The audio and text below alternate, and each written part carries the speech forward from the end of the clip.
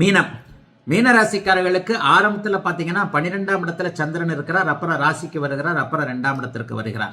12ஆம் இடத்துல அவர் ராகுவோடு சேர்ந்து இருக்கிறார். 12ஆம் இடத்துல ராகுவோடு திங்கட்கிழமை, செவ்வாய்க்கிழமை, புதன்கிழமை சேர்ந்திருக்கிறார் இல்லையா? அந்த 3 நாட்களும் உங்களுக்கு குழந்தைகளாலோ அம்மாவோலையோ ஏதாவது விரயங்கள், செலவுகள் வரலாம். குழந்தைகளுக்கான கல்வி கட்டணம், குழந்தைகளுக்கு ஷூ வாங்குறேன், ட்ரெஸ் வாங்குறேன், புக்கு வாங்குறேன் என்கின்ற மாதிரி தலையை பீத்து கொள்ளக்கூடிய இரட்டிப்பு செலவுகள் இருக்கக்கூடிய அமைப்புகள் இப்போது உண்டு. செலவு இருக்குன்னா கடன் வாங்கிடணுமா? கடன் வாங்க தேவையில்லை. ஏதாவது ஒரு ரூபத்தில் வருமானம் வந்துடும். இந்த வாரத்திலேயே ஆரம்பத்தில் 2 நாள் 3 நாள் திணறினா கூட வெள்ளிக்கிழமை, சனிக்கிழமை, ஞாயிற்றுக்கிழமையில நிச்சயமாக மீனராசிக்காரர்களுக்கு வருமானம் வரும். 6ஆம் இடத்துல செவ்வாயும் கேதுவும் அமர்ந்திருப்பது மிகப்பெரிய யோகம்.